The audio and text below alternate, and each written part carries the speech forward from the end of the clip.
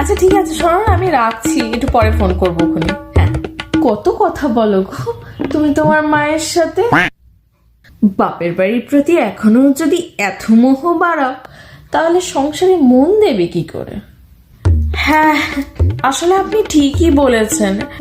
আমার না দিদির কাছ থেকে, দিদি মানে আমার ননদ, ওর কাছ থেকে কিছু শেখা উচিত।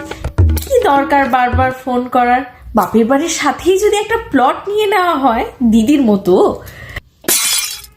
তাহলে দুইবারই ম্যানেজ করা যাবে, যেমন দিদি করে, একবার বাপের বাড়ি একবার শ্বশুর বাড়ি। দিদি তো মোটামুটি সপ্তাহে 6 দিন এখানেই কাটায়, আর একদিন হয়তো নিজের শ্বশুর বাড়িতে কাটায়। দেখি ও আজকে রাতে আসুক বাড়িতে, আমি বলবো খুনি। কি বলুন মা, ভালো আইডিয়া না?